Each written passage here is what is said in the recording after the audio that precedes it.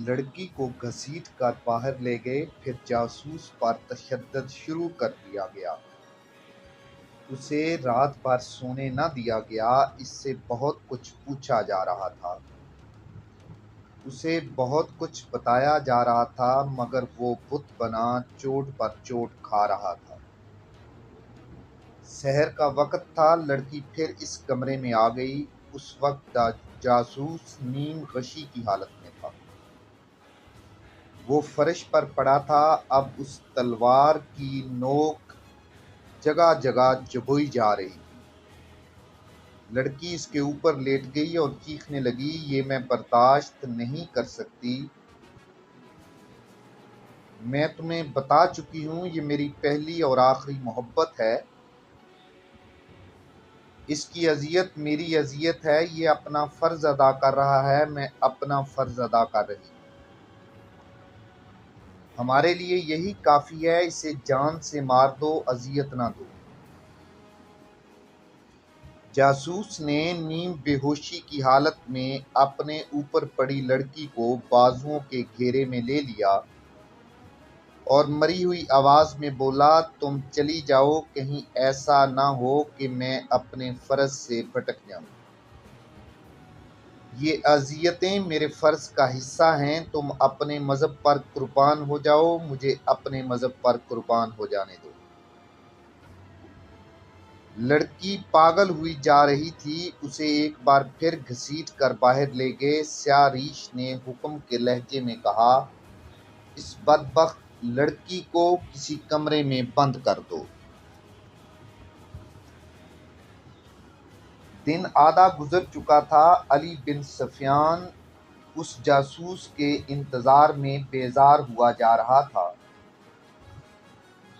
एक रोज पहले उसने जिस आदमी को सफेद दाढ़ी के बहरूप में पकड़ा था, उसे भी गुज़िश्ता रात कैद खाने में ऐसी ही अजियतें देकर उससे कहलवाया गया था कि ये स्यारीश कौन है और इसकी असलियत और इसका मिशन क्या है। दिन के पिछले पहर अली बिन सफियान ने इस शक की बिना पर कि इसका जासूस पकड़ा ना गया हो, फौज का एक छापा मार जैश तैयार किया। उस मकान के मतल्लक पता चल ही चुका था कि तखरीब कार जासूसों का अड्डा बन गया है। छापामार इस कदर तेजी से आए कि गांव में किसी को संभलने का मौका ना मिला। वो घोड़ों से उतरकर बंदरों की तरह मकान की दीवारें लांघ गए। दरवाजे तोड़ दिए गए। अंदर जितने आदमी थे इन्हें पकड़ लिया गया। अली बिन सफियान के जासूस की अब ये हालत थी कि बेहोश पड़ा था और इस पर नज़ा की कैफियत तारी थी। एक कमरे में उसे चाहने वाली लड़की फर्श पर पड़ी थी। एक खंजर उसके दिल में उतरा हुआ था। वो इतना ही कह सकी, मैंने खुदकशी की है, और वो मर गई। स्यारीश को उस हजूम के सामने खड़ा किया गया जो गांव के अंदर और बाहर जमा था, और उसे कहा गया वो लोगों को बताए कि इसकी असलियत क्या है और वो किस मकसद के तहत फौज और सुल्तान को बदनाम कर रहा था। उसने बता दिया, एक लड़की मर चुकी थी, दूसरी को लोगों के सामने किया गया और बताया गया ये लड़की मुसलमान नहीं, सलीबी है।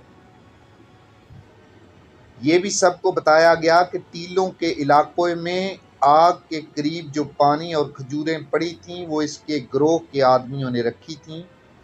ये गिरोह उससे दूर दूर सफ़र करता था। अली बिन सफियान ने अपने तहखाने में इस आदमी और इसके गिरोह से जो बातें उगलवाईं, उनसे पता चला कि उसने महाज से भागे हुए नए फौजियों को अपने असर में ले लिया था। उसके साथ अपने आदमी भी थे। ये तमाम लोग मस्जिदों में और उन जगहों पर जहां लोग इकट्ठे होते थे मिस्र की फ़ौज के ख़िलाफ़ बातें करते थे। مقصد یہ تھا کہ قوم اور فوج کے درمیان شکوک اور نفرت کی دیوار کھڑی کی جائے۔ اس سے صلیبی بہت فائدہ اٹھا سکتے تھے۔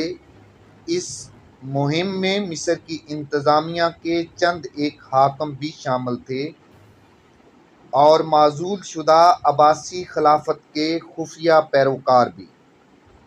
مختصر یہ کہ دشمن تو اس مہم میں شریک تھا ہی، خود وہ مسلمان بھی اس میں شامل ہو گئے تھے جن کا کوئی نہ کوئی مفاد وابستہ تھا۔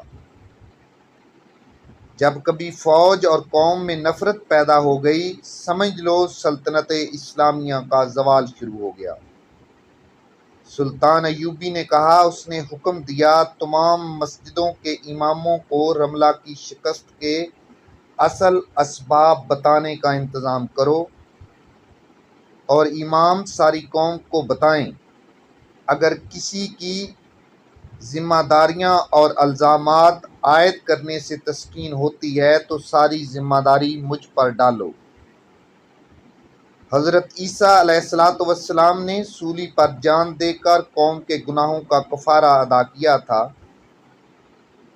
میں فلسطین کے میدان جنگ میں جان دے کر اپنی قوم کے ہر اس فرد کے گناہوں کا کفارہ ادا کروں گا جو تخت و تاج کے نشے میں میری فوج اور مقبوضہ فلسطین کے راستے میں حائل ہو رہا ہے، اور میرے خون کے قطروں سے آواز آئے گی کہ شکست کی ذمہ دار فوج نہیں تھی اور میرے کسی فوجی نے کوئی گناہ نہیں کیا تھا۔